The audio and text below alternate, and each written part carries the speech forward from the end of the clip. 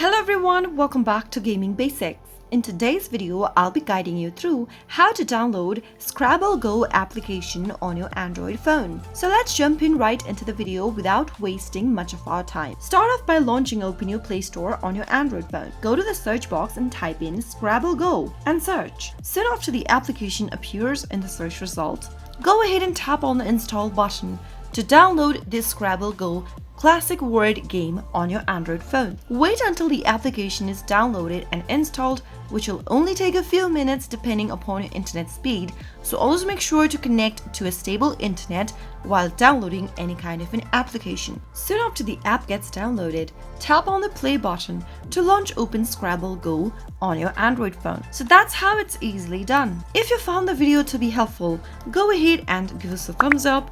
Don't forget to subscribe to the channel by hitting the subscribe button. Also press the bell icon so that you'll never miss another upcoming upload from us. I'll see you again in the next video. Goodbye till then.